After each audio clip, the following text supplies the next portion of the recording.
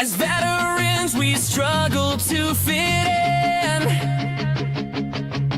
Taught to never let feelings win. Lost in a world full of fear and pain. We all have hung our heads in shame. When we look up, we see hands reaching out. There is so much support about. It comes from above and others around. Please take a hand and rise from the ground. Stand up and fight for your life. Walk away from negativity. Don't give in to strife. Show up for yourself. Find your voice. Keep moving forward.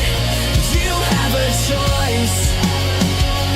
Give compassion for the child inside. Healing pain, let hope reside. Lost you will no longer be. Then you can help set others free. Now speak up and with us share the tools that make pain easy to bear.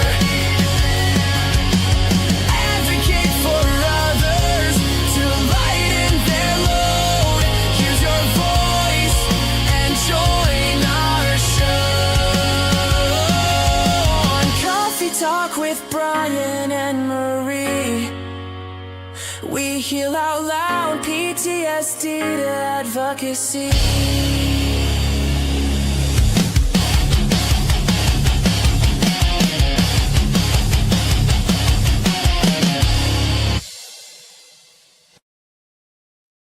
And what's going on, friends and family? Thank you guys so much for joining us on another Coffee Talk with Bryan and Marie.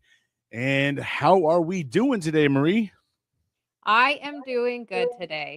It's a good day. The last couple of days, I've had some really awesome opportunities to do some networking with some amazing organizations and some other podcasts. Yesterday, I did a podcast interview, um, a live one with JJ Hardy, Speak Up, Show Up, Lead podcast. He is one of the podcasters that's part of our Tip of the Spear podcast. And it was a really awesome opportunity. And then I've just had some great conversations with other organizations that I'm putting in my little repertoire of programs. So it's been fun. I love it. And so how's the recovery part going? Are you feeling better?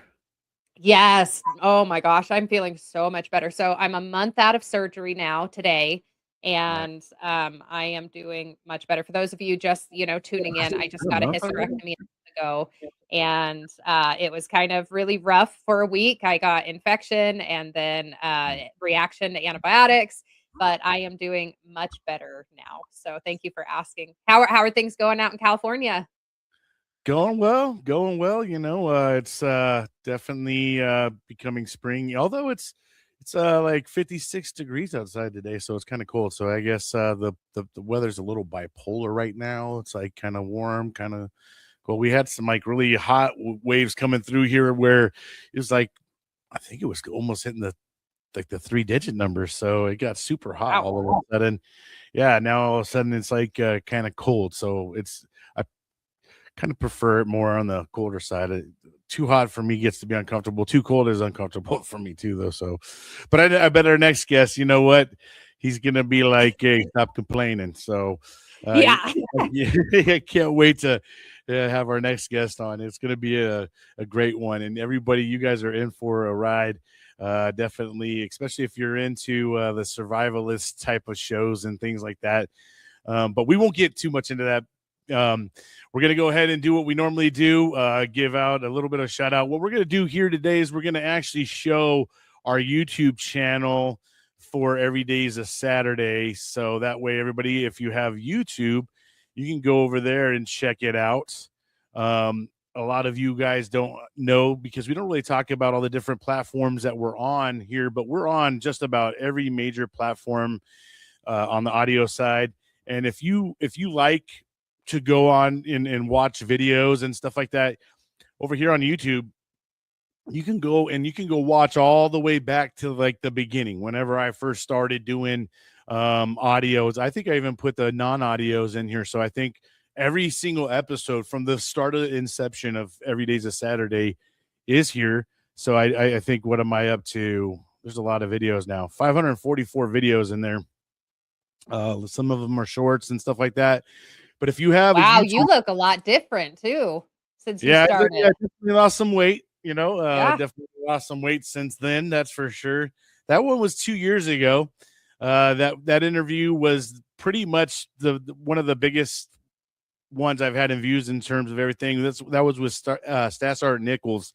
Amazing guy. They sent the video crew in with him and did a whole movie of boot camp, and they followed him, and he was a senior drill instructor.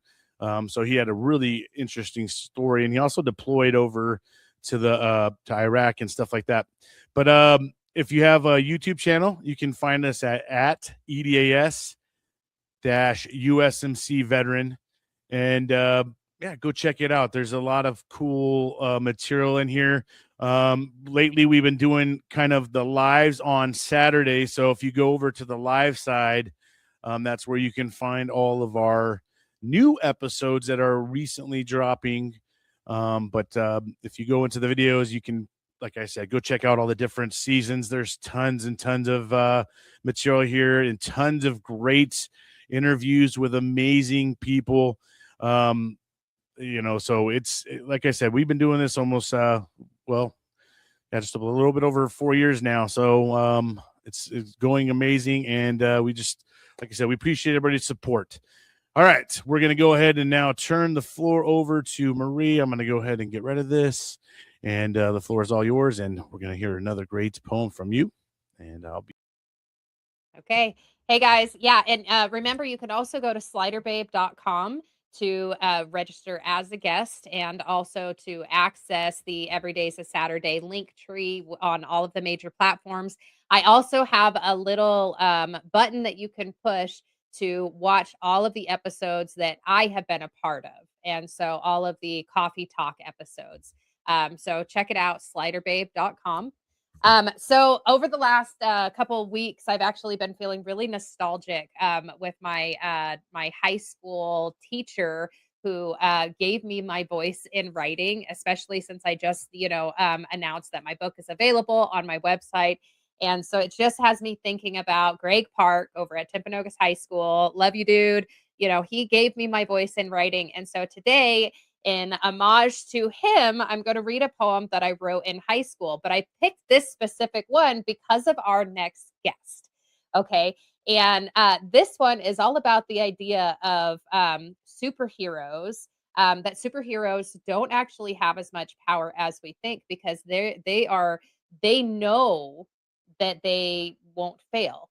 And so the idea is that when we use ourself for the good, then or when we use our own personal strengths, not depend on powers, right? That's what makes us brave. And so our next guest, I think, is really awesome because he uses himself to better other people, to better himself. And so, in homage to him and to my high school teacher, I'm going to read this poem. It's called "Superman Isn't Brave." He can jump over mountains, he can fly to the moon, he can save the ladies, he can stop the loons. But Superman isn't brave. He can bend steel, he can run really fast, but though it doesn't show, he still wears a mask because Superman isn't brave. He says he's not scared, he can do it all, but he doesn't try. He knows he won't fall. You see, Superman isn't brave. Bravery is something that must be worked for. It can't just be given, it is so much more. That's why Superman isn't brave. The day he lets his powers go, and when he actually tries to use himself for the good of all men, this rumor will finally die that Superman isn't brave. So, our guest today, I am so excited to have him on here. I kind of reached out on a whim. I have watched EJ Snyder for the last few years. It's been a couple years since I've watched it, but I watched him for a couple of years on Naked and Afraid. He was just so fantastic. Brian, you got to twist me around. Yeah, give me 1 second. But if but you're gonna go, sorry, a little God, bit of technical problems. But so EJ Snyder has been a guest on Naked and Afraid, and he is this huge survivalist. But I remember just watching him and just thinking, oh, this is a military dude, and he's out there and he's overcome a lot of his own traumas and trials, and he's out there putting a face for veterans and showing that we can do hard things with a limited amount of resources. And I just remember just having so much respect watching him. And so EJ Snyder, I'm going to read his bio here and then we'll have him come up. EJ Skullcrusher Snyder is a 25-year Army combat veteran, survival expert, and television personality known for his elite service in Airborne, Ranger, and Infantry units. Retiring as a sergeant major. A decorated warrior, he earned 2 Bronze Stars, the Legion of Merit, and the Order of Saint Maurice. EJ rose to fame on Naked and Afraid, completing 6 challenges, 206 days total with 0 taps, and later hosted Dual Survival. He's appeared in multiple survival and adventure series and was a finalist for Survivor and Big Brother. Today, EJ is a survival instructor, motivational speaker, and entrepreneur, leading Skullcrusher Outdoors and co-owning several ventures. A lifelong outdoorsman, he's explored extreme environments worldwide. Off screen, he's dedicated to supporting veterans, disaster relief, and charitable causes. Known for his grit, leadership, and relentless mindset, EJ lives ready for the next challenge, always with a service dog, Rocco, by his side. EJ, we are excited to have you. Come on up. What's going on, everybody? Thanks for having me. EJ, welcome to the show, man. We are excited to have you on, and let me tell you, I definitely am intrigued by your background, for sure. On the survivalist side, I've always been a huge fan of shows of Survivor. I have watched Naked and Afraid as well. My daughter is a huge fan as well, and I told her who I was interviewing. She's like, "Oh my gosh, he's like been on multiple times. He's like Mr. Naked and Afraid himself." So yeah, they call me the Godfather of Naked Afraid. We'll make sure we get both your all's addresses and then names of folks that are on your side that are also fans, and we'll get some stuff out to you with some swag fan mail stuff, autograph pictures and whatnot. That would be amazing. EJ, I am starstruck to have you here. Like I have seen you overcome some really hard things. And it's TV, so we know that some stuff, is kind of fluffed up a little bit. But I gotta stop you right there. Naked Afraid alone, some of these things are very, very much very real challenge where people say, "Oh, reality TV." I hate that we get lumped into reality TV. Just for the record straight, we are really more of a docuseries. We are documenting people's actual time out there. And people might say, well, some of that drama stays out. No, that stuff's very real. When you haven't had a cheeseburger in a while, you can become very irritable. And you got to deal with a lot of, people say, what's the toughest thing about dealing with stuff out there? It's the other people half the time. But there's our parts that are orchestrated, I would say. You got to get 2 people together. They got to meet. You do some pre-filming. At the end, some people have never been on a helicopter before or a high-speed, fast-moving water vessel. So you got to hand carry some of those people because you don't want the worst to happen. And with the loan and all that, they do get medical checks here and there. But for the most part, man, you've seen some people in the very rawness of life. Well, if you don't sell your demons up, guess what? They're going to show up to come visit you. And if you're sitting around the campfire, guess who else has to deal with them? Your partner. So, people, before you go on a TV adventure like that, take care of your demons so I ain't got to see them.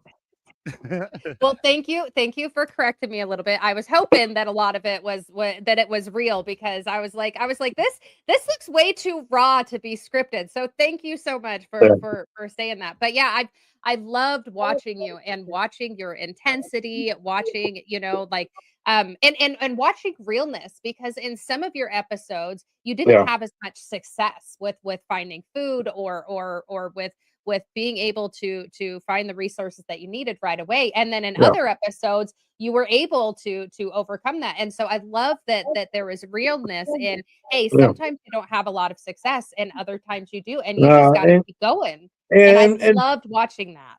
yeah, a lot of people they put too much emphasis, especially fans, on only one pillar of survival out of 9, which is food. Yes, food's very important, but you can go three. The laws of three say you can go. You can make it 3 weeks without any food. You're going to be in bad shape, but you can make it. And you get put out in situations, and along with alone, it's a matter of location, location, location, as they say. You draw a card and you can have all the fish you could ever want, or rabbits or whatever. And some people draw the worst card. If I didn't have bad luck, I would have no luck. I mean, I always draw the worst cards, and people are like, "Oh, you just suck." Have you been in my freezer No, lately? Have you been in no, my dude. freezer lately? Do you see If what I people do? actually continue watching you, like you Yeah, are excellent in what yeah. you do. You are But you, excellent in what you do, even if it well, doesn't thank look you. the best in that Well, it's one like the situation. Amazon. I get out Yeah. there and I got to I get brought in to help people out. I have a choice of item I want to bring in. Me, Matt, and Jeff come to save the day. Well, Jeff gets his high speed fishing kit. I had the same fishing kit. Well, Jeff's the fisherman. Matt brings his bow. I got the same damn bow that Matt carries. Well, Matt's the hunter. Everybody knows that. You're the wise survival guy. You build all these great things, all that. I'm like, well, I want a chance to get some of these. Oh, there's plenty of bows out there. I'm like, do you really think somebody's going to come up off a bow to give EJ a shot with it? And they're like, here's a Cayman spear. Take that out there.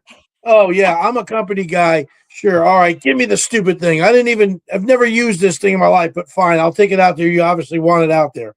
And it wound up just sitting in the corner, useless. And when I get on the ground, what's sitting waiting for me? A blow dart gun. Steven wasn't using it.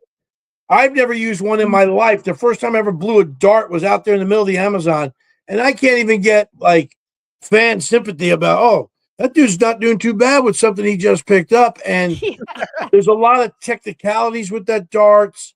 I had a choice. I had metal darts, I had wooden darts, and in my brain, metal's going into an animal way better than a piece of wood. But what I didn't know was when you have the poison off the frog, the poison soaks into the wood better than the metal. It evaporates, so it's not as effective. And I didn't know any of this till I got out. And I'm just like, wow, that would have been nice to know out there. I had wooden darts. I had more wooden darts than I had metal darts. And it was like, but my point is, people have to look at things and understand there's cameras out there. There's a lot of other things going on that makes it very difficult to get a good meal. The other things, fire, water, building shelter, there's nothing that's going to bother that other than lack of materials. But with hunting and fishing, and I've always admitted, I'm not a good fisherman. My kid brother, when we were growing up, he was the fisherman. He had all the fisherman's luck. Not me. I'm going to catch seaweed. I'm going to catch the boot. That's what I caught, So I'm like, well, maybe trash is my glory. I don't know. So, but you have to stay in it, and you just don't quit, and you just keep trying, Absolutely. All right. So I know we're going to be uber about this. All right. So we will get back to all of this, but there was something before this, right? Let's learn a little bit about EJ, where you grew up, brother. How you landed yourself in the Army, because you weren't ready to be a Marine yet. That's okay. Well, the Marine guy went to lunch. I went to the recruiter's office, and the Marine guy was at lunch, and there was Sergeant Dukes, so we could talk about that in a minute. But so for where it all began for me was in North Jersey. I'm a Jersey guy through and through. And a lot of my classmates are like, how the heck you do what you do? You go out there, you kill the alligators. Where'd you learn this stuff? You was just that snot-nosed kid in the street eating pizza pie. And I grew up I'm Italian. I'm a few different ethnicities as far as, my dad was American Indian Dutch. My mother was Italian German. My stepfather was Italian. So I grew up mostly in Italian neighborhoods. And, they were tough in those days, growing up in the 70s into the 80s. A lot of the streets were ruled by gangs. There was some mafia elements where I was at. My family did run with some of the mafia, with some services and things like that. So that was always around me. And, but my folks divorced when I was very young. And so I was a very emotional kid, and I wound up getting bullied as a kid quite a bit. And the first part of that was I wore tough skin jeans because my mom's working 3 jobs to support me and my kid brother. And I'm like, well, I don't like this. So how do I get Levi's? I mean, I don't like wearing rust-colored toughskins and people making fun of me with the iron-on patches that are blue, calling me scarecrow and stuff. So I decided I want to help my mom out. She can't afford to do it. I want me and my kid brother in Levi's. So I went and got a paper route. So I got this paper route, had like 120 customers, and I was, making tips and delivering papers. I was like, this is great. I got enough money to buy me and my kid brother both Levi jeans. I'm like, wow, well, that was pretty easy. Let me see if I can maybe buy a new bicycle for myself, then get one for my kid brother. And so long story short, on my paper route, that was my first experience as an entrepreneur. So I had the paper route, and then I'm like, man, if I could get a few more customers, I would have more money. So I had heard about a kid that wanted to give up his paper route. There were 5 paper routes in my town, and he wanted to go play football. So I says, hey, man, I'll take your paper route. You can go play football. And he gave it to me, and I added 60 more customers to my route, and I'm going, and things are getting better. Now I'm riding around a nice shiny bicycle, eating, candy bars and drinking sodas. And my friends are like, how you doing? So I'm like, oh, I'm doing my paper route. So then another guy, he was here, and he was aging out of the paper route, and I went and got his route, another 80 customers. And I said, I'll take it off your hands. You're about to age out. You're going on to whatever, high school, whatever. And then there were 2 guys left. And I decided, you know what? If I get these other 2 routes, I'll have all the routes in the town. I'll be the paper boy. So I went and talked to him. And I said, listen, I'll give you 10% of the earnings, and you won't have to do a damn thing. You just give me your paper route, sign it over to me, and I'll give you 10 or 15% of what my tips are for this route, and you don't have to do a thing. And he was like, and then both of them took me up on it. Next thing I know, I'm like, whoa, I got too many papers now. So I hired my brother and my best friend and paid them to help me take these papers out. So I was pretty entrepreneurial, and I wasn't getting made fun of for the pants. But then later in life, 6th grade happened, and I had a pack of bullies, not just one, that were coming after me. And I didn't like that very much. Plus, duplicate it with the fact I was very clumsy, and I was getting picked last for sports. And I didn't like that feeling either. So I self-taught myself every sport known to man and got good at it enough so they wouldn't pick me last for sports. I was very fast. I was a good runner, but I was not good, very swinging a bat, throwing, whatever. And so I cured that other problem and didn't get picked last for sports anymore because I was decent enough not. And then I became a competitive lifelong athlete after that, got very good at it. But these guys picking on me, I was like, I gotta make myself less of a target. How do I do that? So I was learning boxing from my stepdad, and I was taking wrestling in school. And then I was too poor to afford karate classes. So when my friends would go get karate or judo or taekwondo, when they would come back from their lesson, I'd have them teach me immediately what they learned. And then I incorporated into the style of street fighting that's now known as MMA to stand up to the bullies. So once I stood up to them and I would see other kids getting picked on, I would finally had enough self-confidence, skills, and courage to step in. And I lived by the mantra. I'd never throw the first punch in my life outside the ring or combat, but I've thrown a hell of a lot of last punches because my mother said, if they hit you first, you got the right to defend yourself. So I got a lot of first hits on this face. Surprised how pretty it still is. But my point of all of that is I learned very young about mindset. And if something had to be done, the only thing I could account for in this life to count on was me. E.J. Snyder, and develop a tough mindset that if there's a problem in front of me, I got to figure out a way, whether it's outside the box, in the box, or however, to get it solved. And to escape the bullies in a lot of cases while that was going on, in steps my dad, misplaced cowboy, should have been growing up in Colorado, loved hunting, loved fishing, loved the outdoors. Every weekend we're out there. So whenever he had me and my kid brother, that's what we did. And I just fell in love with the outdoors. It was my zen. It's where I heard God's voice speaking to me loudest, because I'm a spirit reader. And when I got a lot of spirits around me, there's a lot of noise. So when you're in a city around New York City and in Jersey, that's a lot of spirits running around. So when I would go to the woods, I would find calmness out there, and I fell in love with it. And I've been an outdoorsman ever since I was 8 years old. There was a lot to my life that's gone on, a lot of chapters in it. But my first experience in a survival situation was with my dad on my very first hunting trip for my rite of passage at 8 years old. To be a man, you went with the family and the uncles and the brothers, and you all went out hunting. And one day we were out there, it was upstate New York. There was snow on the ground. I was sitting with my dad that afternoon in his favorite spot, just starting to get cold after 3 hours. And he was like, well, just go back to the cabin. I'm going to stay out here another hour. Just follow our tracks back and you'll get there. And it was a 3.5 mile hike back, but the tracks were pretty clear. Fresh snow, the tracks were there.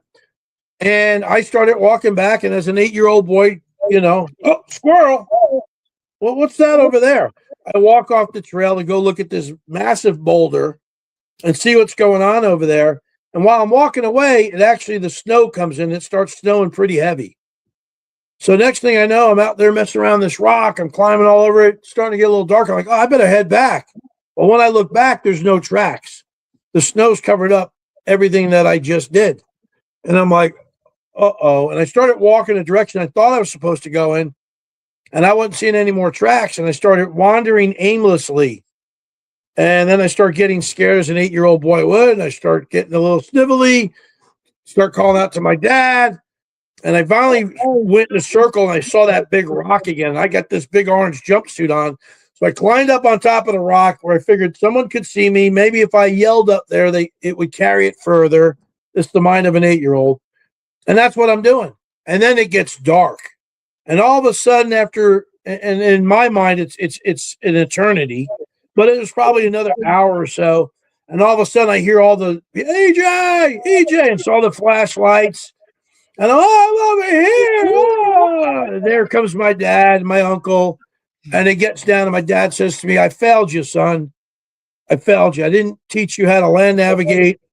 Here's my compass. It was a brass compass. I think I still got it somewhere. Oh, it's right here. He's got this compass.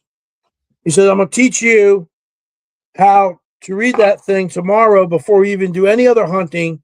You're going to learn how to land navigate, how to orienteer, and be able to find your direction so this never happens again. I should have taught you that, and I didn't do that, and I failed you, and it's my fault. Let's go back, and hugs and, hot cocoa. And that was my very first survival skill that I learned the next day, was land navigation, orienteering. And since that day, it's always been one of my greatest assets and skills, is to direction find, because land navigation is a pillar of survival, but it also is not just reading a compass or navigating by the stars, but it's also obstacles, climbing over things, navigating through waters. That's why I build such great water rafts, because I've been in situations where you need good vessels. And so that's my childhood. And through that, I developed a mindset, and I went through life very independent, even though I'm a Sagittarian male with a lunar Aries. I believe I'm very spiritual. I like adventure, and probably the military is the last thing a Sagittarian should probably do. But that sense of adventure was so strong in me, knowing I go in the military. I had no way of getting college. In the 80s, there weren't computers. Nobody saw anything in me or would want to help me out with how to get to college. I moved to 3 different high schools, so all my athletic scholarships were lost, because you're on a little note card. You're not in the computer system. Nobody can find you, especially when you move different counties. So the only option I had was the recruiter's office. And I went down there, and the other option was I was pounding nails with my dad as a carpenter, as an apprentice. and my uncle was wanting me to go out and collect. Sorry, I was going to ask. I didn't realize that I was still muted. Oh, But I well, was going to ask, as you were doing all of this land nav, as you were doing this survival stuff, as you were learning how to fight, this, that, and the other, it sounds like God was already preparing you for the military. But did you have any mindset that you would join the military when you were young, learning all of this stuff? yeah, it's pretty funny you asked that. And what I learned almost very recently within the last 5 years is that moment in every other chapter of my life over the 6 decades I've been on this earth, God has been preparing me for where I'm at this very moment for what is coming. And so that was part of it. That all that God gives his greatest warriors the hardest journey, the hardest task, not because he wants to test or challenge us, because he knows we can take it. And that's why you know, there are earth angels on this earth. There are spirits that come back to earth and choose to come back here at certain times for very reasons. And that's a whole nother subject. However, there I was put in my situation as a kid, going through these things, athletics. So I could be athletic in the military, developing a mindset, learning to be a leader, protecting other kids without knowing that I was doing these things. And I just went on blind faith. And I was watching, of all things, Johnny Rambo and First Blood. And I'm going, I know this is a movie, but there's got to be somebody out there like this guy. And if there's not, I want to be this guy, because I loved movies. I was in the theater as a kid as well. I was very, very much a thespian, and I did sports and drama, and I was a singer, and I had all these loves of art. I drew very well cartoons, and it was a lot of creativity in me. But man, when I got options and I went down to the recruiter's office, I said the Marine, he went out to lunch because that's where I was going. I'm going to be a Marine. And because that's the toughest guys I knew in my neighborhood were the Marines. And he was at lunch. So there was the Army recruiter. And he's like, hey, son, have you ever given the Army a thought? And I'm like, well, yeah. There's this guy, Johnny Rambo. I want to be like that dude. Oh, really? Yeah. I saw him on TV, but I really know that somebody could be this person, or I'll be it or something. Oh, he was a Green Beret. I'm like, oh, really? Is that in the Army? He's like, yeah. All right. He brought me in, sat me down. He's like, wow, you scored really high on your ASVAB. You could do all this computer repair and Pershing missile repair and all this other stuff, and you get a good career when you get out. I'm like, who the hell would go into the military to do one of them damn desk jobs? I want to be a warrior. That's what I want to do. Show me those guys jumping out of the plane on that video again. That was pretty cool. That's what I want to do. And he showed me these videos, and I'm 3 hours later, I'm signing up, and there I go at 19. I turned 19 the day I went in, and off to a 25-year career. I fit in the Army like a square peg in a round hole. I was hungry. I was that guy that you would see on We Were Soldiers. He's like, oh, that guy wants to earn medals. He's beating this shit. That was me. Everything that video was. I mean, did the Army give you everything that, you know? Everything minus I got so hungry and so motivated. I made rank so fast in the Army that I ranked out my opportunity to go into the Special Forces and get my dream of being a Green Beret, because I made so much rank so fast because I was so motivated and so just hungry and let's go. And just, I was an in your face, lead by example type leader. I was leading the charge and everything I did. If there was, hey, who wants to clean the? What was your MOS? I was in 11. I was in 11 series in the infantry. I started out in 11 Hotel, which was a heavy weapons anti-tanker, and then eventually I switched over into being 11 Bravo, which is a regular infantryman, ground pounder.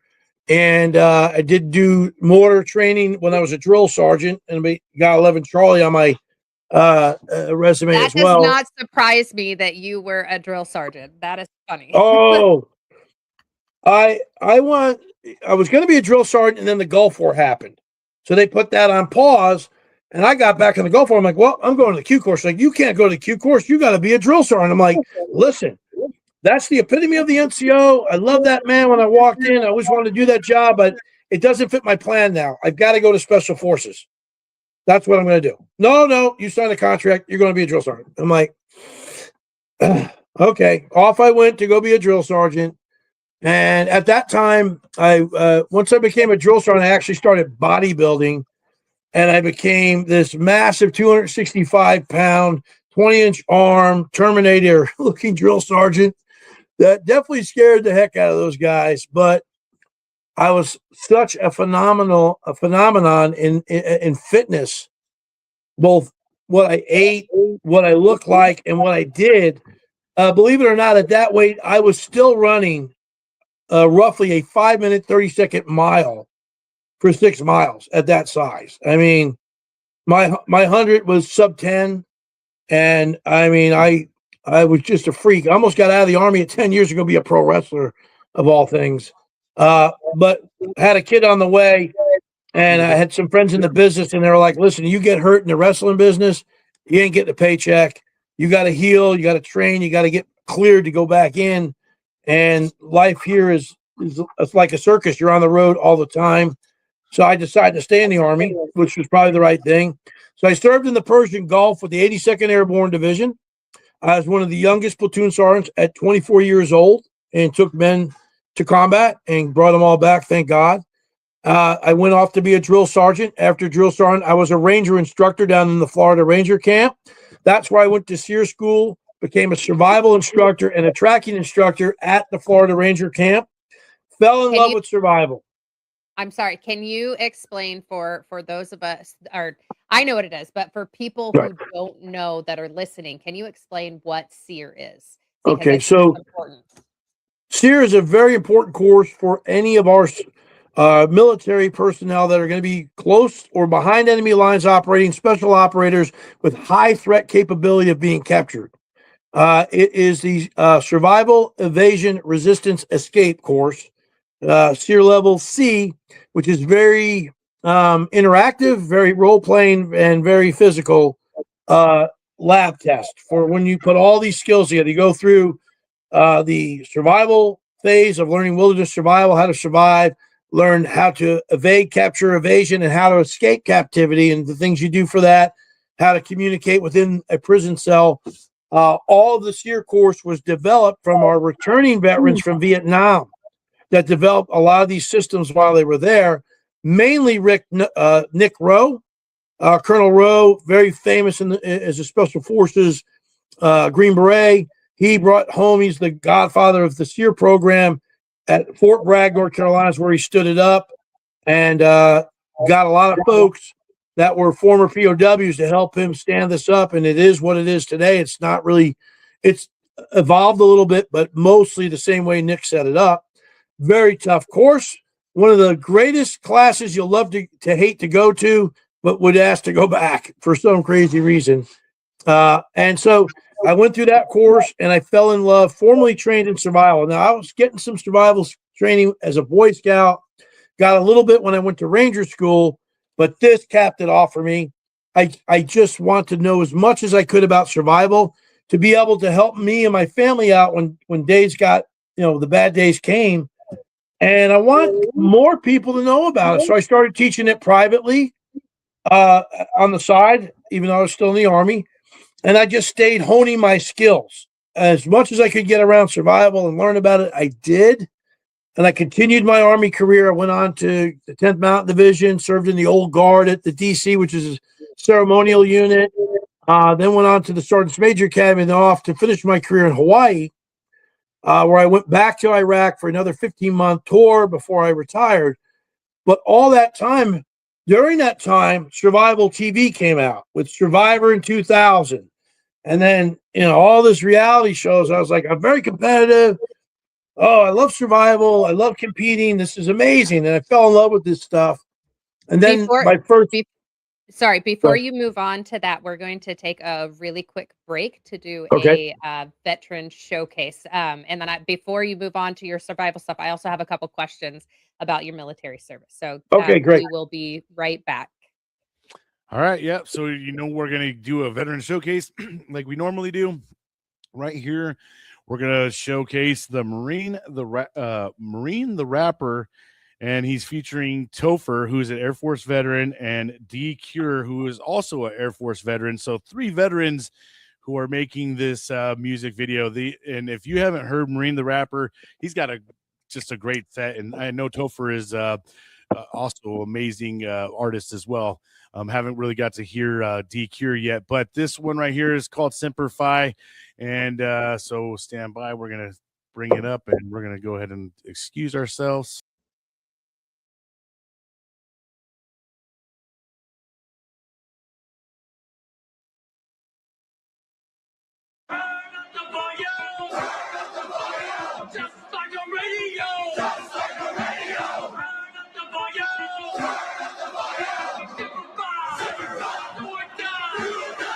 Hello, it's my time. Oh, call me crazy, call me psycho. Hello, been so mellow. Time for me to break that cycle. Motivation, I'm back again. I'ma throw myself in the lion's den. You see the start, but I see my end, and I welcome it like my only friend. Like, you're back again. Door is open, ready to ascend. No hesitation, I comprehend. Y'all back away, cause I'm going in. So, hello, it's my time. Oh, call me crazy, call me psycho. Hello, been so mellow. Time for me to break that cycle.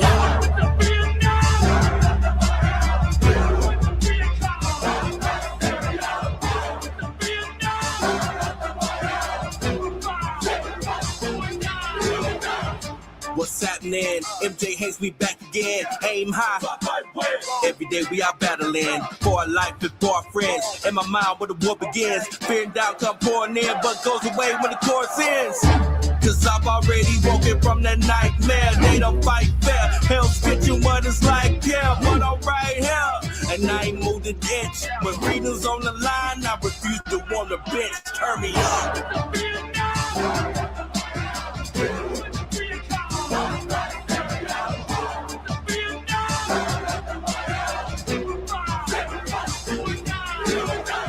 It can't slow me down. All your ears are open now. I done made Marines commercial with my voice, the few, the bro. Mess with us, no, you don't want it. We the ones in gas masks running up a hill, they yelling. Let each niche make I know proof for Holland. Hold my way, never don't let the next week don't play. I ride for my call, and they kiss enemies by like PPA. No returning, goodbye, hate it, save it, goodbye.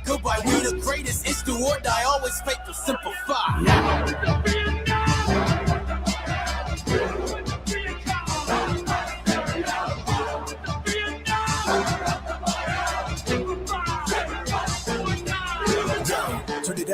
For the muscle gonna burn them up. And I get it, never heard enough. Impaired like I turned it up. Trying to pick it up a bottle in a bottle that'll murder rum. Everywhere the bra, put him in a tank. How to win a bluff, never giving him a plank. But I can't withdraw this memory bank. Broke cause I wanna drink, gotta wanna play. Never wanna think, but the thing no thanks. Put him on the brain, get a break, but it takes out everything I gotta go and put it on my plate. Hate pirate, me, Topher and Hanks. Always hold up when to get him in the middle of these. I'm a marine, a machine for the enemy. Shot to the sky, this time get a let it breathe. And I did it for the memories, yeah.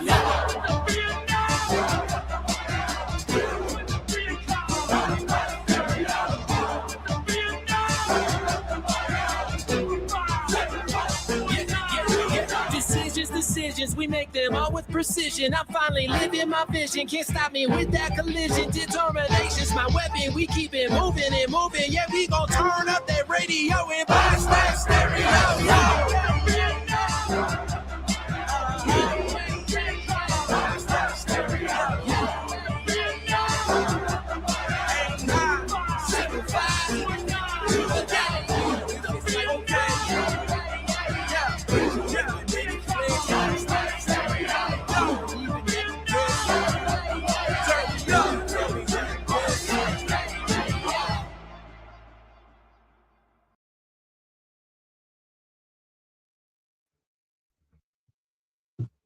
That one had a really good beat.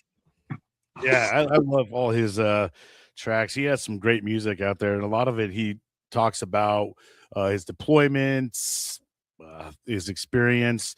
He was an 0311 ground pounder for the Marine Corps, and just an outstanding dude. And he's just out there using his voice and sharing it and putting it out there like a lot of veterans do. They're able to showcase their talent one way or another. So it's amazing. Yeah. But let's get back to our amazing guest, EJ Snyder. All right, brother, let's go ahead and we're kind of getting ready to talk about how you were kind of transitioning out. You saw the Survivor show. Yep. Well, before you do that, I just wanted to ask you, how long were you in the military, and did you get out earlier than what you thought? And or how was that transition back into the civilian life? So I did 25 years, a few years longer than I wanted to. I always said if you do more than 20, you're working for half a check. But I had an option to stick around in Hawaii for another 4 years, help them transition over from a light infantry unit to a striker brigade. And I figured, 4 more years of surfing, hanging out. I was like, this is great. How often you get to live in Hawaii for 8 years? And so I decided to sign up for that. However, about halfway into that tour, we were getting ready to deploy again. I realized they did a lot of x-rays on my back and some other things. I had some injuries that I was not having the proper healing. Basically, the colonel trying to do my medical check came in, and he's like, Sergeant Major, let me ask you a question. Do you want to go across the retirement stage walking or in a wheelchair? I'm like, well, I prefer to walk, sir. He's like, well, listen, I can't in all good conscience clear you to deploy, because if you're one speed bump away from being a cripple, your spine needs to heal. It's got some issues going on. And so I'm not going to clear you. And that was tough for me. I was like, no, I got to go with the guys. I can't be sitting back here in the rear with the gear. And they always said, if leaving somebody back is going to hurt you forward, you've left the right person in the rear to do the job that nobody else wants to do, because you won't have to worry about nothing. So it was a tough decision with the command, trying to figure out what way to go. I just told them, let me retire. Let me just get out and start healing. And they decided they were going to leave me back to be the brigade rear DCSM. And I said, okay, if that's where you feel I can do the most good, and I'll work on healing and all that stuff. And then that's when I had to start transitioning out to the military and figuring out, what am I going to do when I get out of here? And I always had a dream of being on TV. So I actually started taking some acting classes in town. I started, acting out a lot of my emotions and things that I hadn't settled with. And I'm like, man, I could be a mil tech advisor. That would be great. It's perfect for me. And I could show all these Hollywood guys how they got to do this right. And I wound up getting cast for this TV show Lost, which was a hit series. Yeah. And I went and was doing some background stunt work for him, and I was playing a marshal for season 3. And then they wanted me to help Miltech advise, and I'm like, oh, here we go. Get my in. I'm doing it part-time. I would take leave or a pass to go work on the set, so I wasn't, in trouble with anybody. And I wound up becoming a freighter boat mercenary, because these guys, they sent me these lifeguards to be soldiers. And I got them dressed up in a ghillie suit, and I give them the gun, and they don't know which way to hold the rifle. They're all dreaded haired and definitely probably smoking too much 420 and whatever. And the director's like, well, you put the ghillie suit on, you lead them. And I'm like, oh, you're going to be a new character, and we're going to write in the script, you're Redfern, and you're the B team leader. And I'm like, oh, okay, this is how this happens, huh? And I did a couple more seasons with them, and then my character got killed off, which happens on Lost, and really found a new vigor in life for myself. And so I retired. I came back to the mainland, and I had a job waiting, of all things, SEER school. I was a contractor, and then I wound up getting a job with the SEER school at Fort Bragg to be a SEER instructor.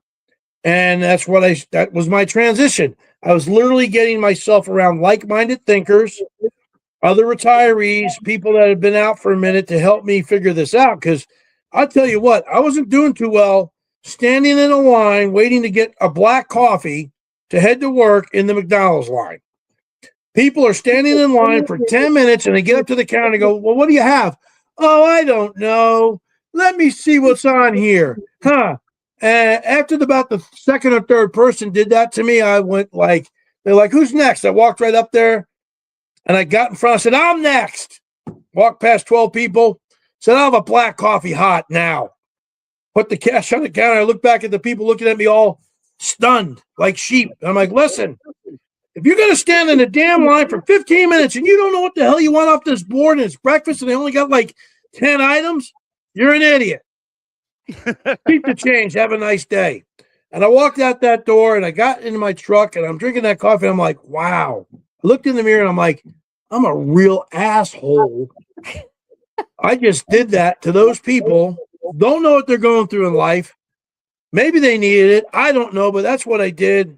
And I'm like, man, I got to really get a grip on myself. I got to start figuring out what that was, what this anger is, if it's anger or if it's not anger, what is going on? Because I'm going to live by a motto. The people you come across in life, the words you speak or the actions you take with them may change their life or even save it. And so I really started getting back to the woods. That's when the bush hippie in me started saying, you know, you got to figure out what's going on in here. I started going to the woods again, started practicing my survival stuff. Even though I'm in SEER school, my weekends were spent going to the woods, listening to the birds. Yeah. I just wanted to highlight for our listeners how awesome it is that when you got out of the military, you found a squad. So you found people, like-minded individuals to support you, and you took the time to question your actions and your motives. That is huge because so many people, they don't even recognize what they're doing. They get triggered and they act, right? You actually took that minute where you got triggered, you acted, you said something you weren't happy about, but you evaluated what you did. And I think that that is incredible. And so that comes from childhood. Yeah. And I think that, oh, go ahead. Sorry. No, I was saying being put in those situations as a kid, through teenager, going through the military and dealing with all kinds of people and other things that came at me because people get very jealous when you're a young leader and you're starting to take their jobs. The higher in the ranks you get, the more politics that show up because all of a sudden your brigade sergeant major thinks you're gunning for his job or the division sergeant major is like, look, man, I just want what's due. And they really did hold me back. That was a real hard pill for me at the end of my career. And the way I retired was not the way I saw my retirement. Getting broken, can't deploy, people holding me back. And the reason I didn't do certain things is because they did that to me. And I left the Army very mad for that very reason too. And so I think it's incredible that you were able to like recognize, like, here's these triggers going on and I'm not okay with how I'm reacting. And that self-reflection, and you took the step to make changes. And here's the thing. You're like, I need to go get grounded. I need to connect with God. I need to find peace because I'm not okay with how I am. And that is huge. I don't like therapists. I think they think they're the biggest snake oil people out there. I'm sure they have their purposes, but I don't like them. I find them very intrusive. I find them very string along. Oh, I got to get you to the next seat, so I get you to bill you, get the bill you. So I hear God's voice loudest when I'm in nature. I do these skills in survival because it helps me work through things. I sit out there with the squirrels. People are like, why do you go out in solitude all the time? Well, maybe it's because I like squirrels more than people because they make sense to me when they talk. I'm insulting you whether you realize it or not. I am, mister, whoever I'm talking to.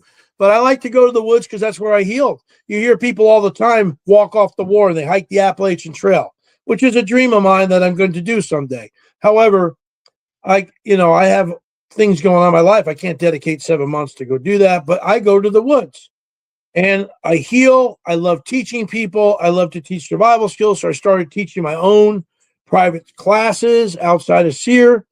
And I started seeing this TV survival stuff. And Survivor was my show, and I started applying for it. But I found that when I went to the woods, when I got in the water, when I swam, when I was out there by myself, that's when I could work through a lot of things deep. I'm a very spiritual person, deep in meditation. I sit in silence every day for 10 minutes, soak in the sun, drink water. I'll get up and then I will do something that will give me a win for the day. It might be nothing more than picking up a piece of trash and putting it in the trash can. I did something successful to start my day. I do then go into deep meditation. I say my affirmations, my intentions for the day and the week. Say my prayers for about 20 minutes of who I want to bless. Talk about things with God, things I need to do better. What went wrong yesterday? What can I do better today? And I do that in about a half hour's time. Then I take my dog and we go walk for about 30 minutes. And then I come back and I either work out or I get my day going. As an entrepreneur, I now we'll get to that later, but my feet hit the ground. I'm all business pretty much for the minute my feet hit the ground till whenever I lay my head down, which is normally well after midnight. I only sleep about 5 hours a day. But I stay active. I stay going. I am a Sagittarian male, so I'm continually perpetuating moving. But I found healing in the wilderness. I found that made sense to me. I'm a big self-reflector. I have a huge heart. And so when I know what it was like to get bullied, and I didn't like it very much. So I feel if I lash out in anger or don't handle a situation right, I got to own it. I got to go apologize, and I got to do better by it and learn from it and not do it again. And so I do a lot of self-reflecting, a lot of self-healing. Even though I'm a very spiritual person, I'm a spirit reader, I'm also a spirit healer.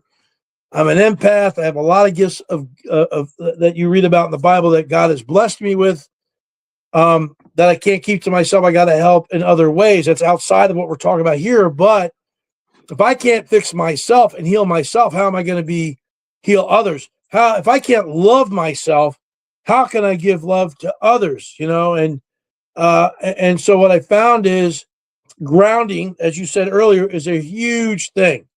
So what I do is I walk around barefoot. And a lot of it was, you heard Cody Lundin on Dual Survival. Oh, he's the barefoot hippie walking around. He's crazy. He walks around barefoot all the time.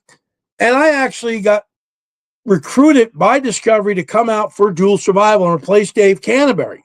So I went out and met Cody Lundin in Arizona to do a screen test with him.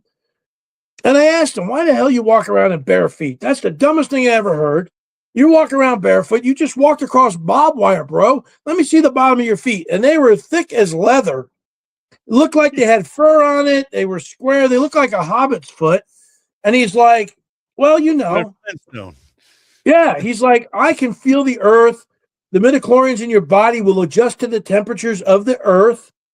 And you'll be warm. You'll be cool. And so I feel connected to the earth. I ground through it, and I know, I sense things. And I'm like, oh, that's some witch doctor shit, man. Well, what happened in Vietnam? Our guys got ambushed over there. Our boys got ambushed, and the Viet Cong were barefoot running around, and they took our guys out. I'm like, oh, yeah? Well, what was the first damn thing those guys did when they got done ambushing our guys? They took their shoes. They might have been too big for them, but they took their shoes. I got you. Ha, ha, ha. But later on, I did Naked and Afraid. And I was walking around barefoot, and that's when it hit me, and I realized that the truth to all this. So I spent a lot of time walking barefoot. I literally hug trees. If you find a tree and you hug that thing with all your heart, all your spirit, and you just grab onto that sucker and you tell that tree, thank you. Those trees are living organisms. They will pull that negative energy out of you, put it into the earth to be dispersed across a massive big blue marble. And you see how much better. Do that for 5-10 minutes. You think I'm crazy? Go do it and see what happens. It will change your day. And so I'm hugging trees all the time.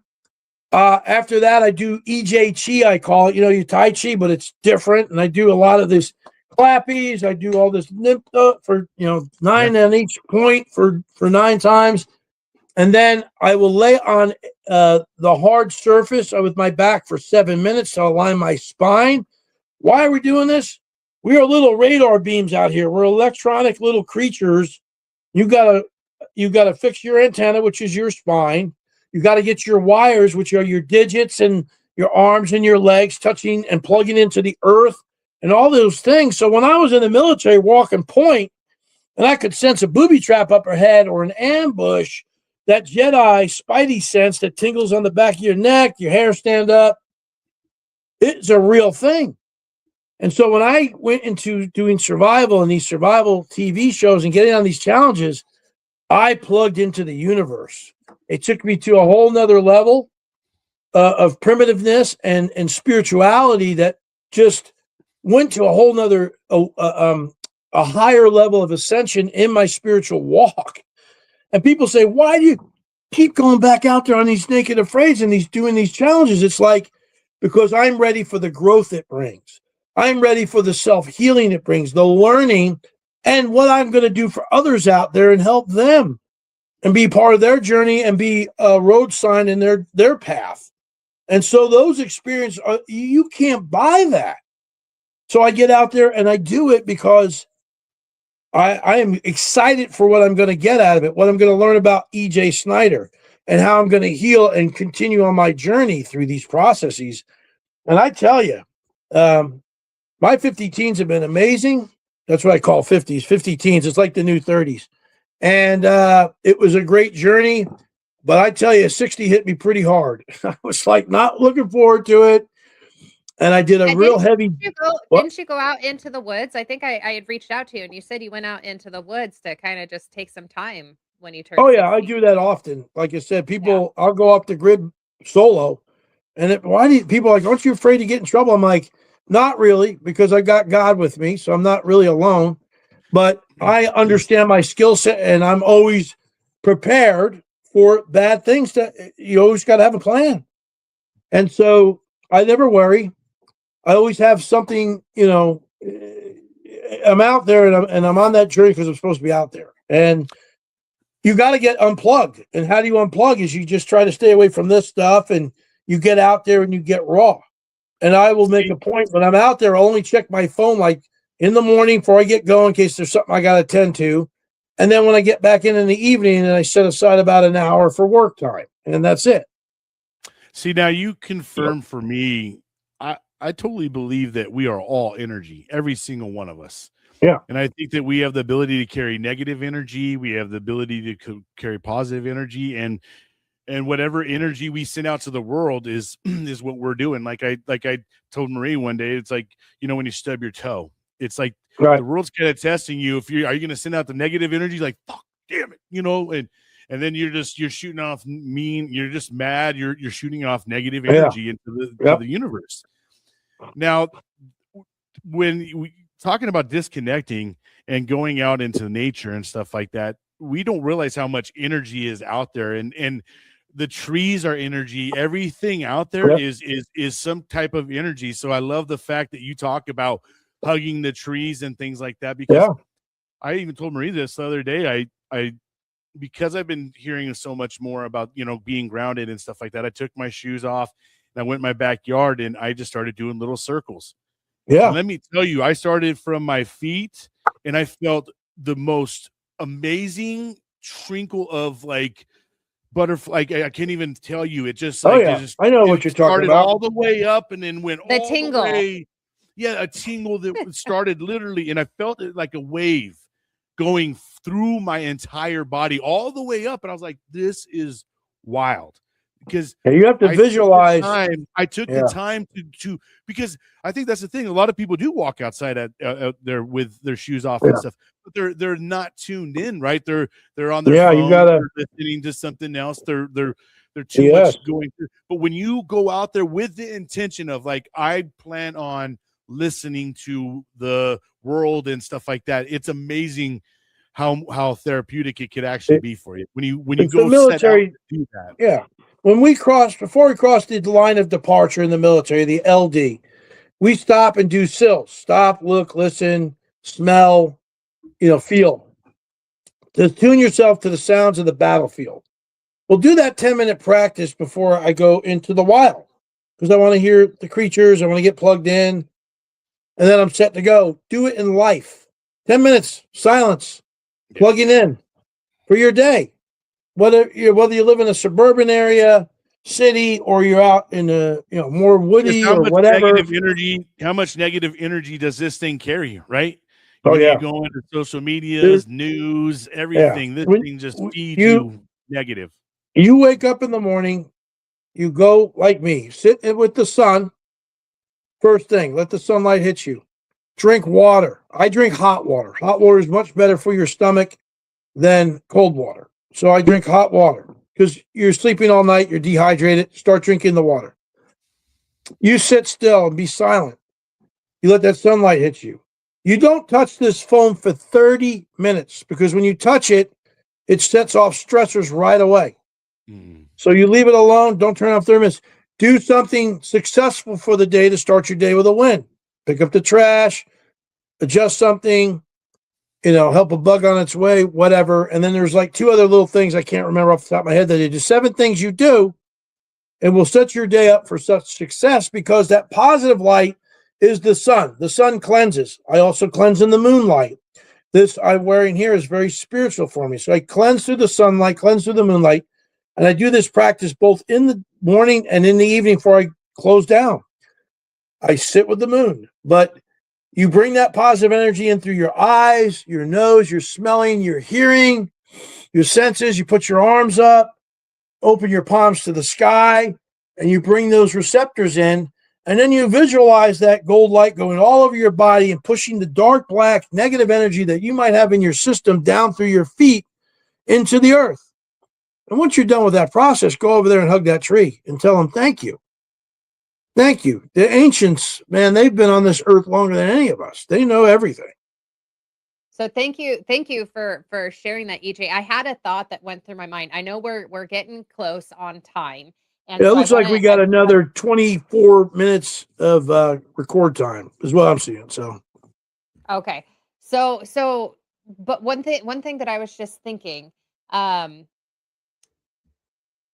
some point I would like to have you back on if you are interested. So one of our goals when we have people who have a lot of experience, our goal is to, as you're kind of talking about what you have going on, we would like people to come back to kind of share some of their experience.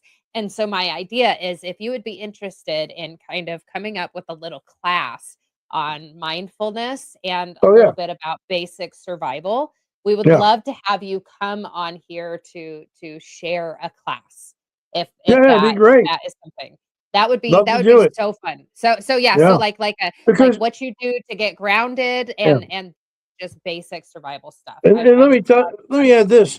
When I went out on Naked Afraid, the thing I didn't see coming, I thought I was getting ready to go out there with a knife and do something cool naked. Right. Was when I got back was the tens of thousands, if not now hundreds of thousands, close to millions of messages I received through email, text message, social media, commenting, wherever it comes from, of how people see me out there in this thing for whatever reason. They relate to it for all myriad of things, praying, hardcoreness, skill set, having your testicles speared and what went through with that whole thing, different things they clinched onto that changed their life. Earlier I said, the things you speak, the actions you take can save or change a person's life. I have had people comment or message to me through Instagram that said, hey, I was going to take my life and I saw you on Naked Afraid in a hotel room and I didn't do it. You saved my life. I tell people I'm just the vessel. I'm the humble servant. I bring the message or whatever I'm supposed to do in that moment, or I don't even know what I'm doing. I'm just doing what I do. That was for you. That was from God. It wasn't for me. It wasn't EJ Snyder doing that. That was him. And because of that, it causes me to get out there more and do more because I want to get these lessons out to people because I think they're so important in any medium possible. Now, TV is the biggest medium to reach millions of people across the globe. I've written hundreds of articles on the subject of survival, mindset, and other things. And I'm a published author. I wrote 2 books. One was the Emergency Preparedness Guide. You can get on Amazon. I wrote this book. So we found out during COVID, 90% of the population just stays home. Whether they're forced or not, they're staying home. They're bugging in. They don't know what to do with it. So this guide takes you through those processes of preparing, whether you're living in an apartment or a house or whatever. Because when people say, hey, I live in an apartment, what can I do to get ready for the end of the world? Well, or bad days or hurricane. Well, whatever size apartment you need, always do +1 extra room. That becomes your supply storage, 10 by 10 or 12 by 12. But nonetheless, I wrote this book to help people to get ready for bad days ahead. And you can find that on Amazon. But more set what we're talking here, Die Trying, also available on Amazon. This is a mindset book. It's a big dose of EJ, put the 13 wide in your keister to get you motivated about your life. I proofread the thing when we were going to edit with it to go to publish it about 4 times over a weekend. I really got done reading my own book and felt like, I'm not good enough for myself. I need to shape up, because the book was like myself yelling at me. So it's a very big dose of about mindset, staying positive, and handling those tough things in life. And so those two books. What's that second book called again? So that Bryan can pull Die that one up. Trying. Die It's called Trying. Die Trying, Skullcrusher's Code for Living Hard and Staying Alive. That is awesome. Now, when did you publish those? I published Emergency Home Preparedness back in 2024. Right about the time Hurricane Helene came out. The publishers didn't get this out until after Helene. I was so mad at how many lives this book could have saved on preparedness. And then this book came out last year in October, my second book. I've got 3 other books I'm working on now when I can find more time to get at it. I love creative writing. It's an outlet. Like you like poetry. I used to do a lot of poetry as well. And so those 2 books are there for people to get better. Go to ejsnyder.com, and you got a lot of other ways you can connect with EJ. I do wilderness guiding. I teach classes. If you want something that you don't see on there, people message me all the time. Could you handle this or do that? Can we meet you? I do campfire chats with families, and they come out and camp with EJ for the night. We cook s'mores, and we tell stories, and we play games, and because I love kids. But I do go to a lot of events out there, different survival events. Now, pickle festivals quite a bit. We have a big event going on in October that I'm actually hosting. It's my first event I'm ever hosting. It's called the Uwharrie Survival Outdoor and Landover. It's called what do they call that? Overlanding Expo. Sorry, got flipped on my words. And that is going to be a 3-day event over October 9th through the 11th in Uwharrie, North Carolina. What's it called again? The Uwharrie Outdoor Survival Overland Expo, hosted by EJ Snyder, October 9th through the 11th. It's on Facebook. It's all these events, but I do these Bigfoot events too. But we're out in central North Carolina around the Uwharrie National Forest in a place called New London. It's near Albemarle. It's they're some of the oldest mountains actually in the country. They're not super tall, maybe 1,200 feet or so, but that's where the first gold rush was. Another stupid fact that I know. But on my website, you're in North Carolina right now.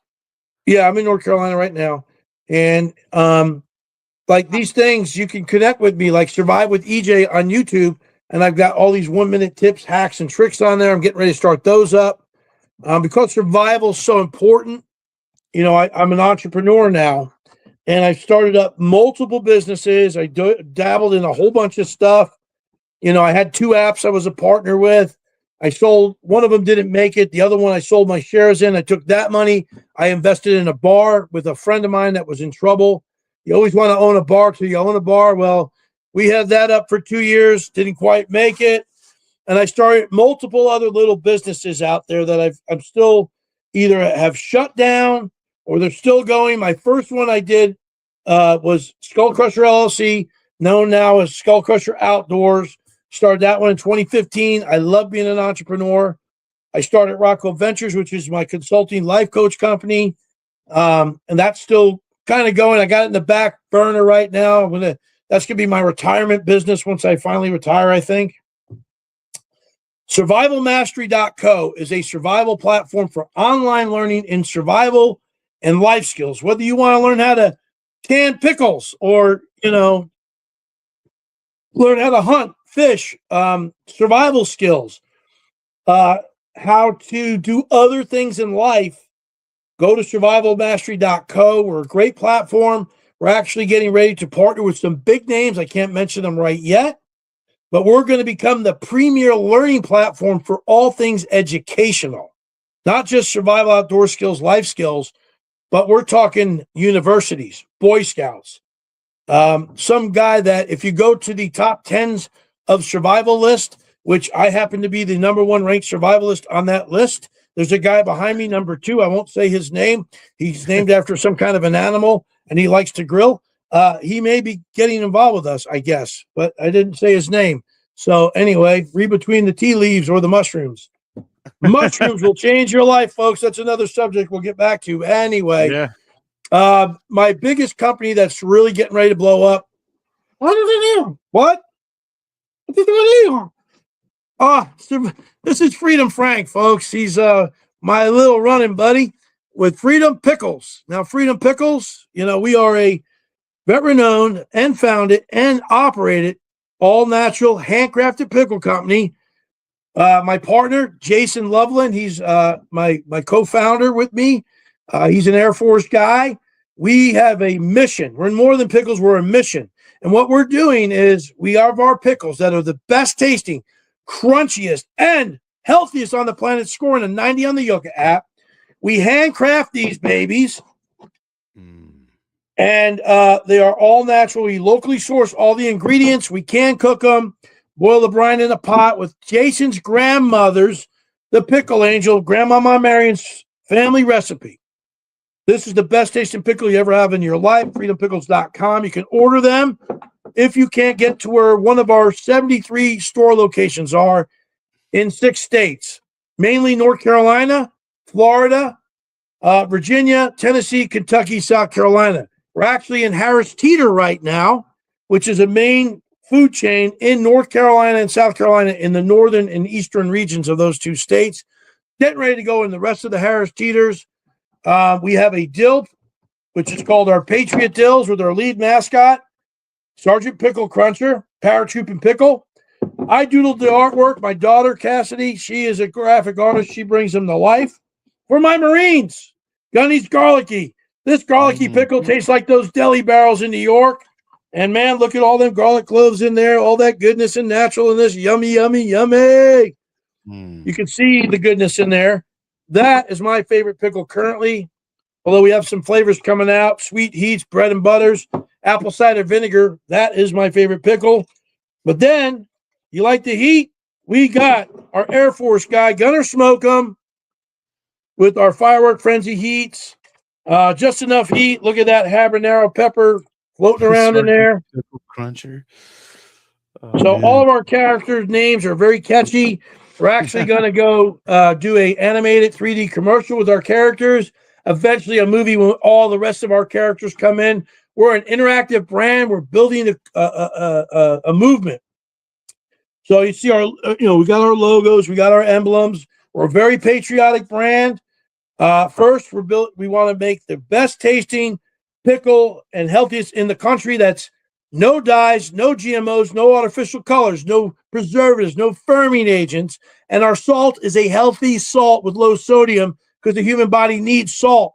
So it helps you get all, people don't know about it. Pickled cucumber gets you all the vitamins, minerals, nutrients, electrolytes, and salt you need in a single day. And it will keep the doctor away better than an apple. That's a fact. And so through this process, we're building a movement. Number 2, we give a portion of our proceeds back to a veteran cause or a community or charity cause, especially when it comes to cancer in kids. I'm a big proponent for defending children. That's a whole nother subject that I'm involved with. And then lastly, we're going to help veterans heal in our program. We're going to hire veterans and bring them into our canneries because we're all handcrafted by hand. We'll never go into mass producing with machines or any of that stuff. We get them in our canneries that are run like military operations. We found with veterans suffering from PTSD that are homeless or having mental struggles that a lot of times leads to suicide.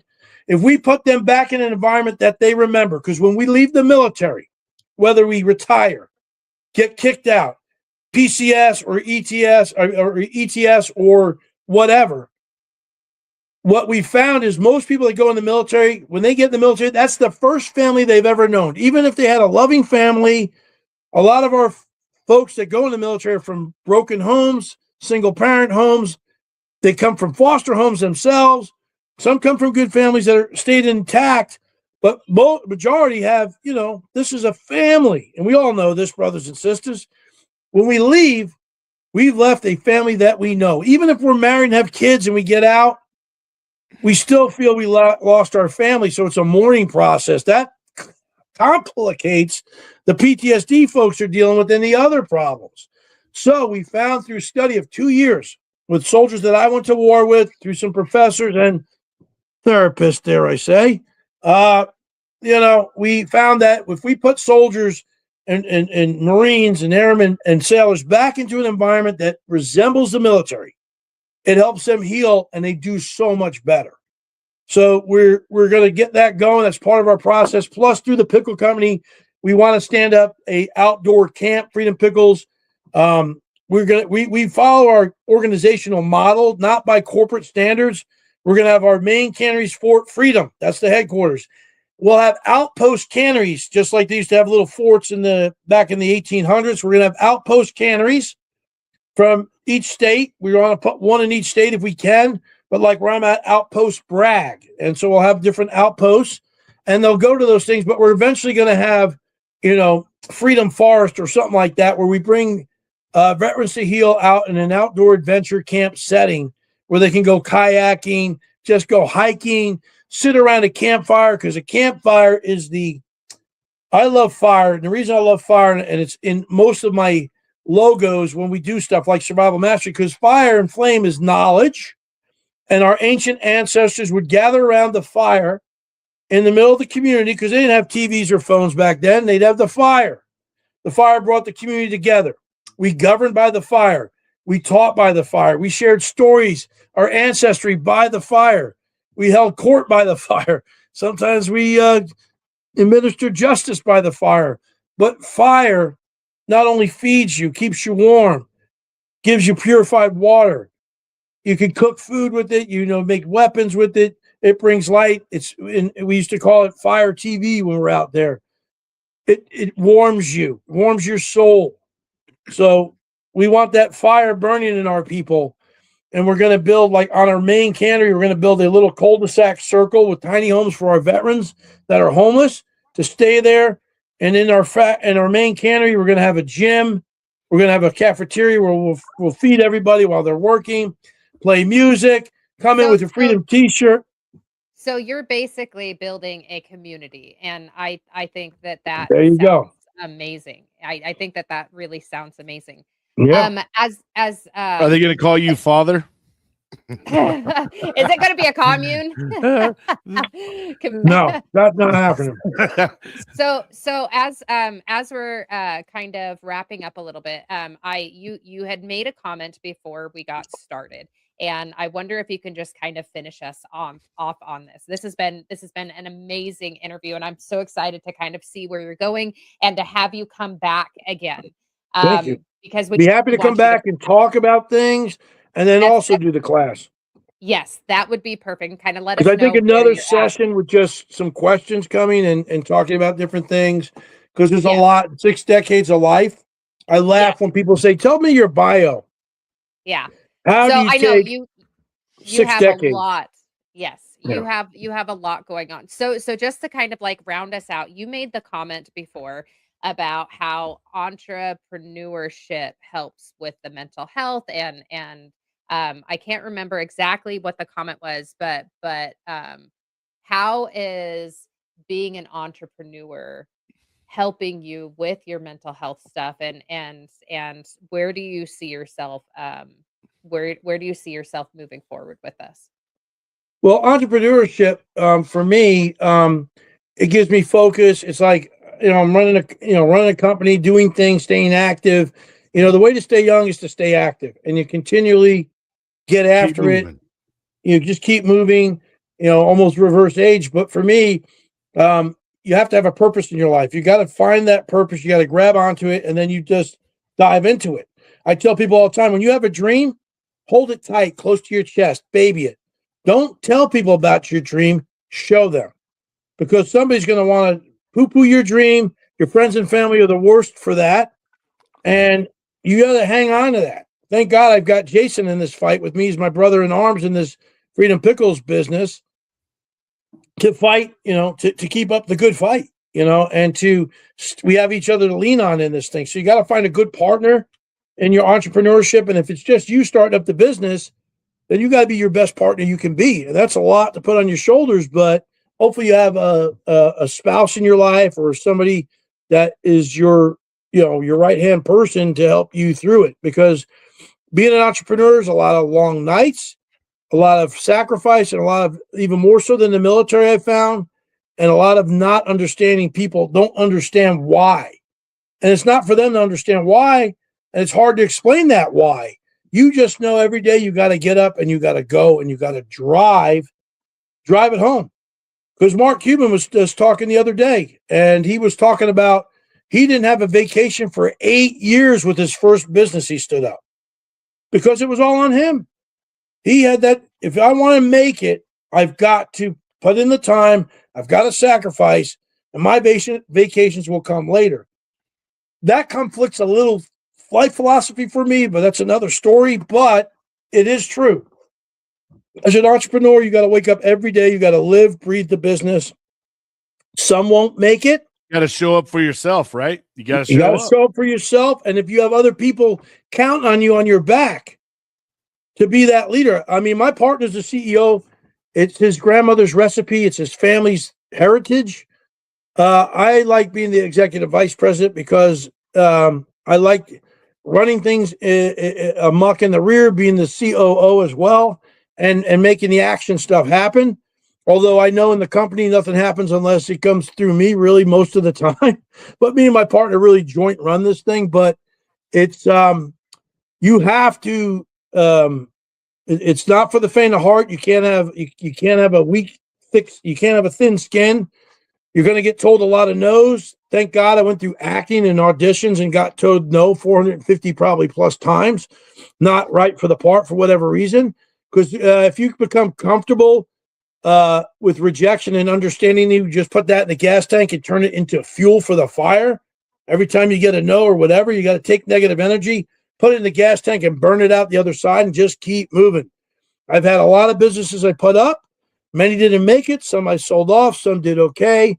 Others I had to just leave alone. Some I had to walk away from with 45% interest in ownership in the company, because the length of time at 60 years old, you got more days behind you than you got in front of you. You got to start looking at longevity of things. Hey, am I going to stay with this company for 10 years and now I'll be 70 years old? Do I want to do that ride over the next 10 years? No, I don't. It's not worth whatever you're giving me. Here, you can have it all back. What's happening right now and is coming to fruition right now, it's Freedom Pickles, my survival mastery company, my Skullcrusher LLC with Skullcrusher Outdoors, because that's my survival motivational speaking wing. Rocco Ventures eventually, because when I put all these other ones to bed or just sitting on a board making rules, now I can go life coach and help people. So that's why I have that one simmering. And why do I say that? If you ever thought about starting a business, when you become legal of age, kids, make an LLC up. Give it a basic name, whatever. Doesn't matter what it is. Don't even give it a process. Just call it a special service company or a consulting company. But you have it locked down. And the reason you want that, you want to be established as soon as possible. That way, 5-10 years down the road, you want to start a business. You've been established for 5-10 years. It's easier to get a business loan. Little tidbit. I'm writing a book called The Entrepreneur Survival Guide. It's going to have that stuff in there. And then I have one company called Tober Me. If you're not sober, call Tober. We'll come get you and your car and get you home safe. And so I'm just waiting on a tow truck. We got to get some tow trucks for that company. We've been borrowing them, and we've been renting them, and it's not sound. So we're waiting on being able to purchase some tow trucks. If the pickle company makes it, I'm going to self-fund all that stuff. But if there's anybody out there that wants to give this guy a tow truck and partner with us, give me a call. We'll get that going down in Tampa. And we've got plans in to Tampa. So not North Carolina. That was no, it's not North Carolina. It's down in Tampa. Actually, a Okay. fan of mine reached out with this idea, and because I'm so entrepreneurial, I like cool ideas. I said, "Hey, yeah, let's take a look at it." And I've just been waiting to self-fund the damn thing. Just things aren't coming together as fast as I want it. You know what I mean? So Yeah. Okay. So we have a lot of listeners out in Florida, and I've got a lot of I was in Gainesville for a while. So I've got a okay, lot of friends out there. So I'll see who I can connect for you. we'd love to have them on board with us. We just need to get a couple tow trucks, and we can get moving. We have options to possibly turn it into an app as well, and or franchise the program. But right now, we just need to get started and get proof of concept going and all that stuff. So, oh, my phone's down to 5%. Yes, Yep. and EJ, this has been phenomenal, and I'm sorry, that there's like so much to fit into such a small time, and I wish we had like hours and hours, but we don't today. But Yep. we definitely want you to come back once, twice, three more times. That's up to you. Okay. We would love to have you back on here. This has been so wonderful getting to Thank know you. you in person. Like, you were kind of like my first my first celebrity, and so I'm Oh, excited nice. because you are very down to earth and your vision aligns with a lot of what Brian and I are doing, and I would love to connect with you to do some networking outside of this. So I'll That'd be contact you at a great. different time. Well, Brian's going to finish us up, and then if you want to hang out just for a few minutes, we will chat with you after we get okay. all.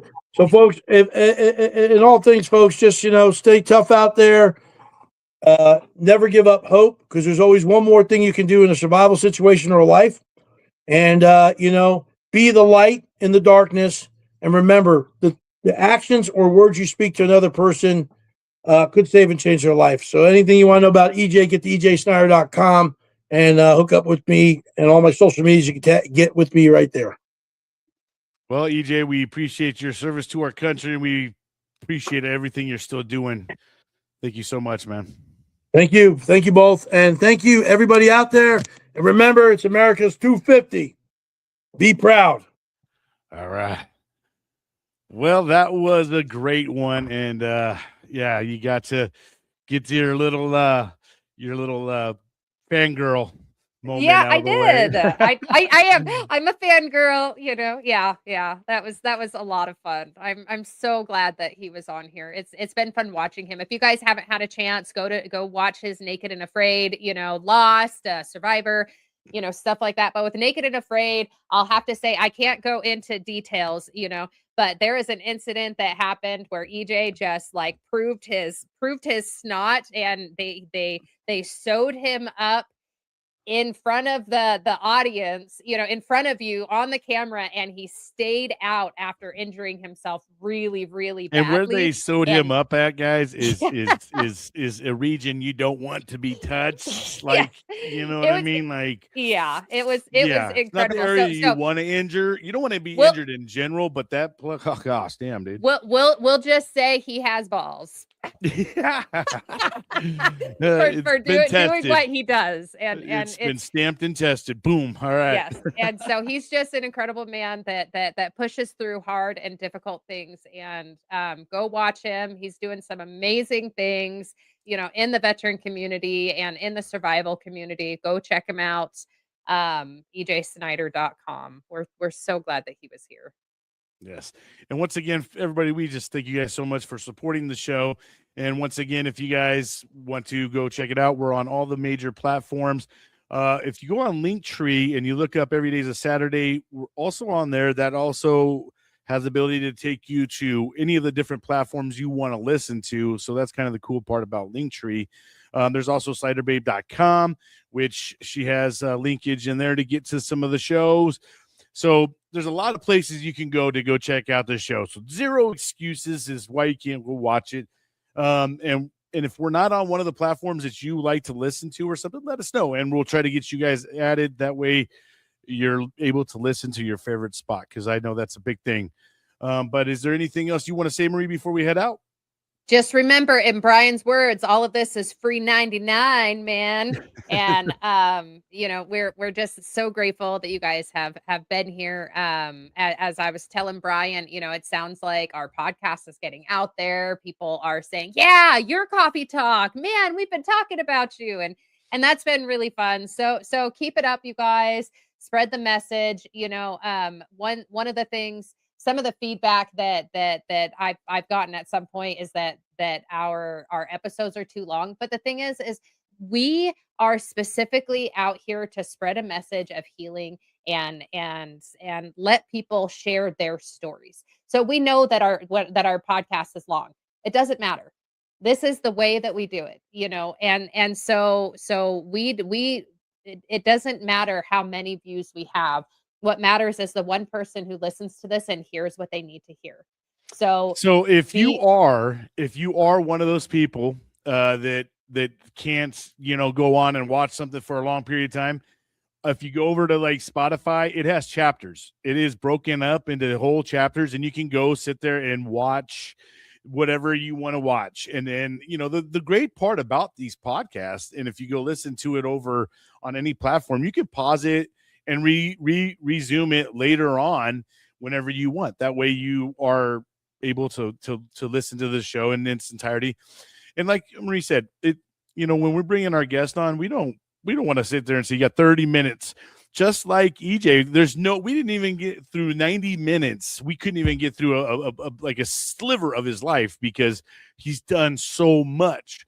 So, it's just one of those things, right? You either with it or it's not something to your liking. But you know what? I'll tell you what, there's a lot you can gain through these stories and stuff like that. And like I said, if you want to go on to the audio side, there's places where you can actually just go check out the different chapters. So if there's something that kind of interests you in that chapter, you can go listen to that moment and go listen to whatever it is. And then maybe you're like, well, shit, maybe I want to listen to the rest of it. So anyhow, we thank you guys once again so much for liking and sharing out the show. It is much appreciative, and we hope you guys are having an amazing day. If you want to be on the show, please reach out to us, sliderbabe.com, and get on our schedule. It is filling up. So we'll see you guys on the next one. All right, guys, don't let the day kick your ass. Make sure you're out there kicking it. Thank you for watching. Please like and subscribe.